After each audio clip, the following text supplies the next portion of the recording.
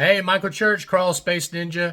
I recently had the opportunity to travel to Lexington, Kentucky, and check out Crawl Space Ninja of Lexington's job that they did on a house that actually had a cat urine type ammonia smell.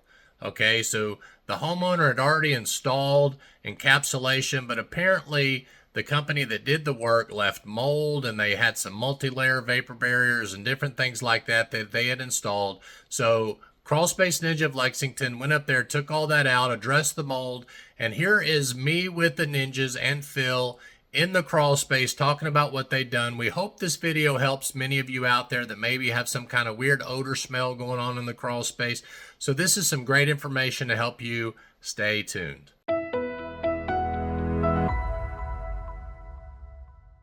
All right, so we got Phil and Thomas, and we are in this crawl space in Indiana. And Phil, tell us, you mentioned your inspection. Tell me a little bit about that when you first came in the crawl space. Sure.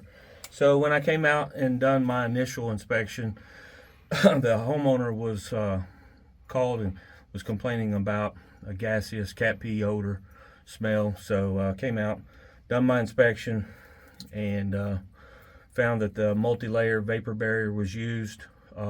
It does have spray foamed walls on the sides, and I did find some mold growth. So presented my inspection back to the homeowner, and we come up with a game plan to remediate his mold and pull out the old vapor barrier and put down our new 20 mil vapor barrier. Looks like there's multi-layers of plastic. Looks like an old 6 mil sheeting was put down, and then maybe a multi-layer on top of that. Now, Thomas, you were the one that did the job. Is that correct? Yes. Were you pulling out more than one plastic, or was it just one plastic on the ground when you pulled it out? It was 2 layers. 2 layers on the ground, and it was one like a clear, yes, opaque 6 mil, probably. Yeah, clear okay. on the bottom, and then the thicker on the top, the white on the top. So did you notice that cat urine odor when you crawled in as well, or was it? Yes, it was super strong. As you were pulling the plastic out, did you notice it dissipating, or did it take a while, days, weeks, months from the homeowner? Did y'all hear anything back? I did follow up with the homeowner probably a week and a half, 2 weeks after we done the first phase, and inquired about how it was smelling and stuff, and he said that it had dissipated and he could not smell it no longer. We then made arrangements to come back up here today to do this last phase. Now let me ask you, whenever he said he couldn't smell it any longer, was this before or after the soda blasting? This was after. Okay. So there was a faint smell up until then still, or?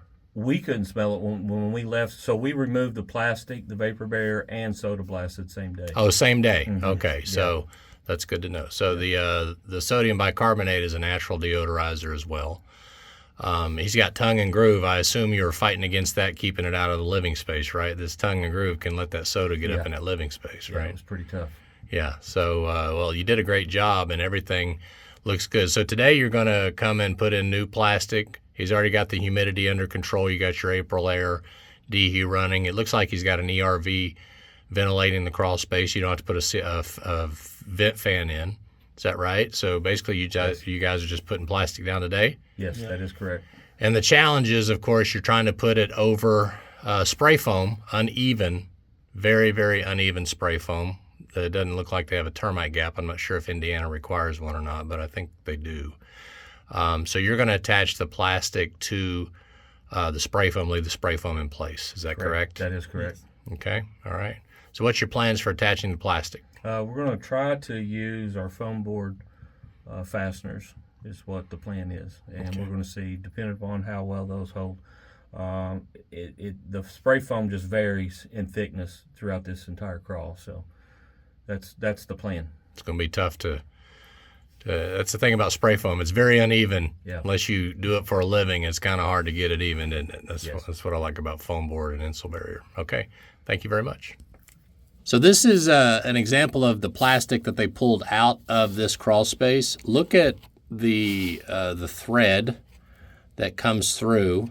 All right, so imagine this is laying on the ground, and that thread allows moisture to wick back up in here, and then it gets trapped, and can start to give off odors. If water sits for very long, it stagnates, right?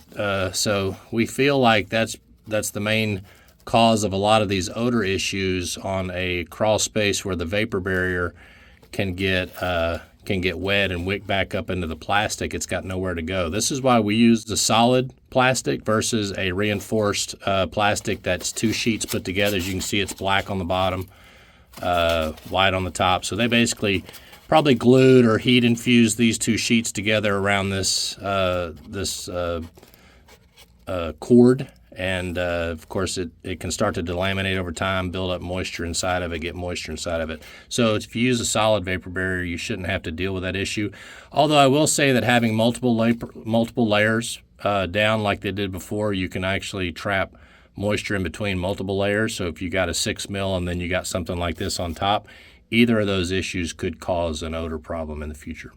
Okay, I just want to show you real quick this little section. We just pulled a piece of foam board off of this pillar, and it's interesting that this pillar is sitting on a very dry poured concrete slab, but when we removed that foam board, it exposed moisture behind it. So these pillars can wick moisture even through concrete slabs. So this is why we wrap the pillars, in order to keep that moisture locked in behind those pillars so the dehumidifier doesn't have to run as long. But it just goes to show you, even though all the dirt, everything around this area is dry, that pillar was still trapping moisture. That spray foam, foam board, whatever, the plastic, which is a good thing. It's doing its job. It's keeping that moisture from evaporating into the air. So you're always going to have moisture on these pillars and walls. So that's why we wrap them.